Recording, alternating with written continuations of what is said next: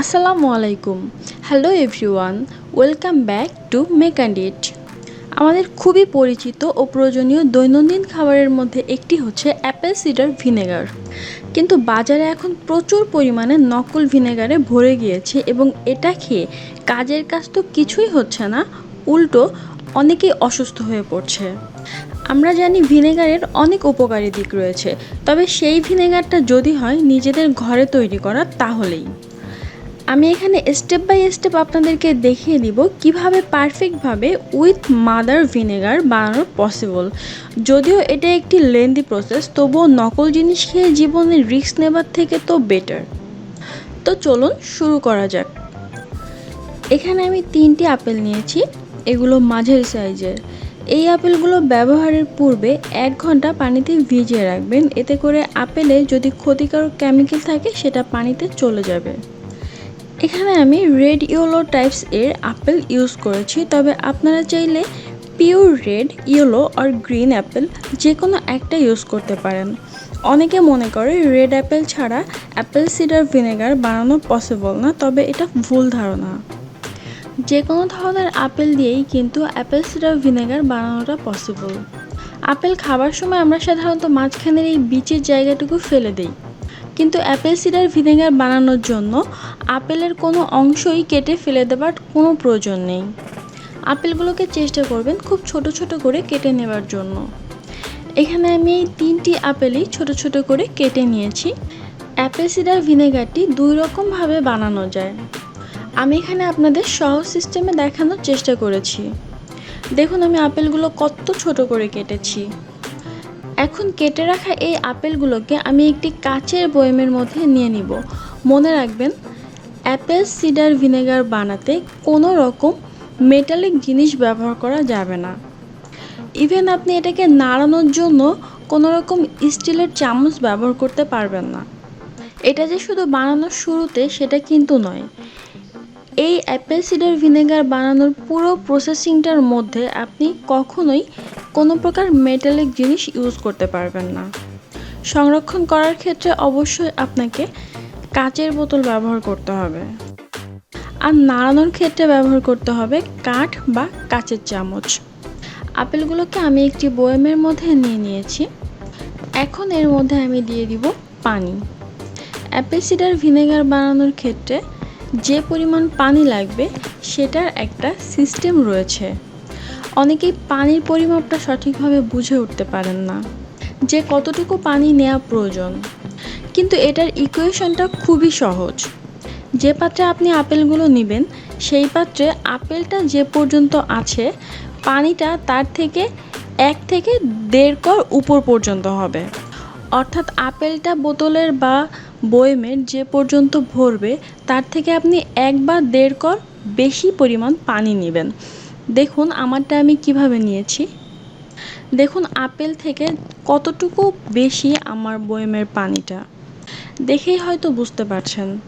আশা করি এরপর থেকে পানির মাপটাতে আপনাদের আর কোনো সমস্যা হবে না ইনশাল্লাহ। এখন আমি এর মধ্যে চিনি দিয়ে দিব। আপনাদেরকে প্রথমেই বলেছিলাম অ্যাপেল সিডার ভিনেগার বানানোর 2টি সিস্টেম আছে, আর সিস্টেমটার পার্থক্য এই চিনিতেই।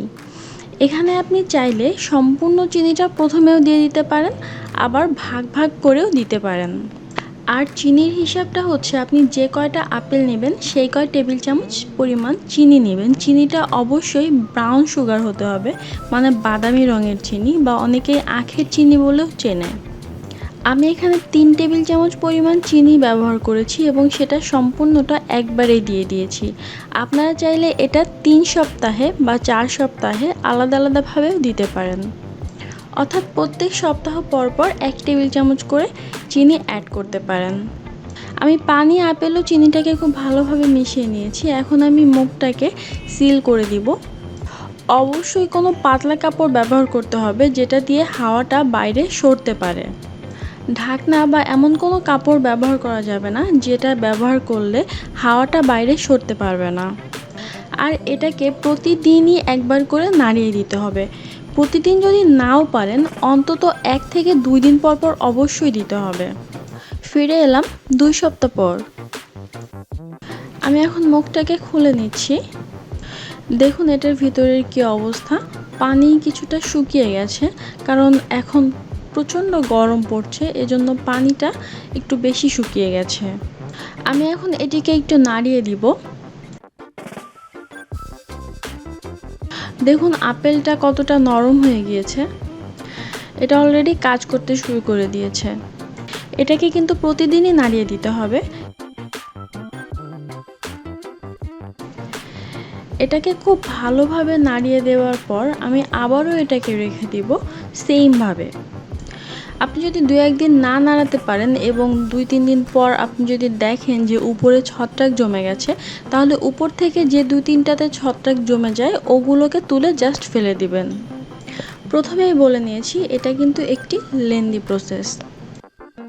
এই সম্পূর্ণ ভিনেগারটা বানাতে আমাদের সময় লাগবে 45 দিনের মতো, এবং সম্পূর্ণ খাবার জন্য রেডি হতে সময় লাগবে 60 দিন, মানে 2 মাস।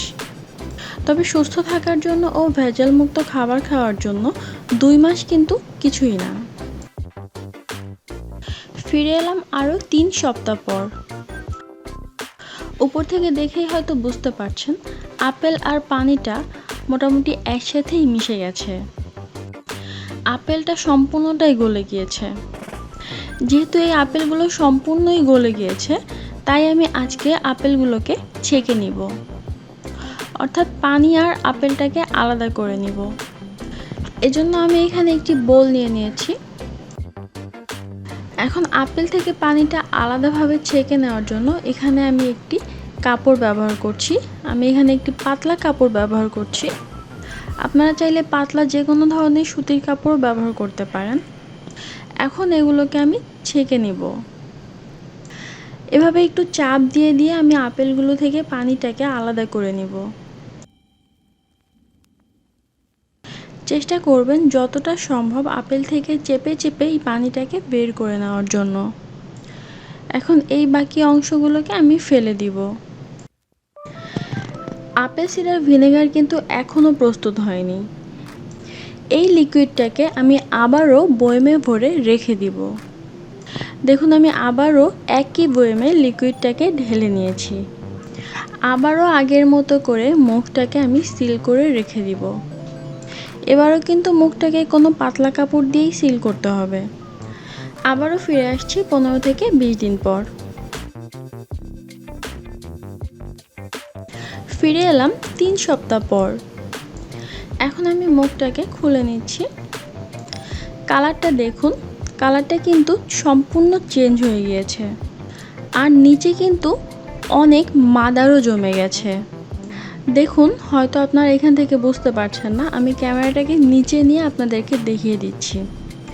দেখুন কতটা মাদার জমে গিয়েছে নিচে।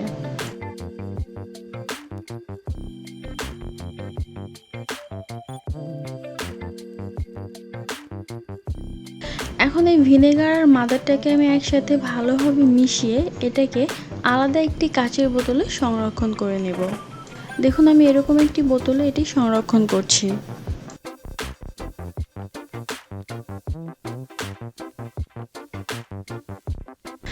এরকম একটি বোতল ভরে যাওয়ার পরও আমি যে 3টি আপেল দিয়ে বানিয়েছিলাম সেখান থেকে আরও এতখানি এক্সট্রা থেকে গিয়েছে।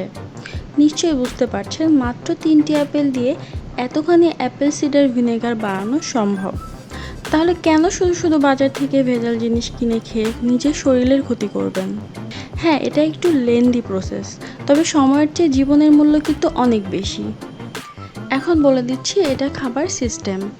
অবশ্যই ব্যবহারের পূর্বে খুব ভালোভাবে ঝাঁকিয়ে নিতে হবে, যাতে করে নিচে থাকা মাদারগুলো সম্পূর্ণ ভিনেগারের সাথে মিশে যায়। এরপর সকালে খালি পেটে 1 গ্লাস পানিতে 1 টেবিল চামচ পরিমাণ ভিনেগার মিশিয়ে নেবেন। নর্মাল পানিতে খেলেই কাজ হয়, তবে যদি আপনি কুসুম গরম পানির সাথে মিশিয়ে খান কাজটা একটু বেশি হয়। আরও ভালো ফলাফল পেতে এটার মধ্যে 1 চা চামচ পরিমাণ লেবুর রস মিশিয়ে নিতে পারেন। বর্তমানে অধিকাংশ ডাক্তার শুধু এই অ্যাপেল সিডার ভিনেগারটা খেতেই সবাইকে সাজেস্ট করে। আপনারা যদি ভিডিওটি সঠিকভাবে ফলো করে স্টেপ বাই স্টেপ এভাবে তৈরি করেন, আশা করি আপনারাও সাকসেসফুলভাবেই অ্যাপেল সিডার ভিনেগার বানাতে সক্ষম হবেন। আশা করি আমার আজকের ভিডিও আপনাদের কাছে ভালো লেগেছে। ভালো লাগলে অবশ্যই এটি বাসায় তৈরি করবেন। আজকের ভিডিও এ পর্যন্তই। সবাই অনেক ভালো থাকবেন, আমার জন্য দোয়া করবেন। আল্লাহ হাফেজ।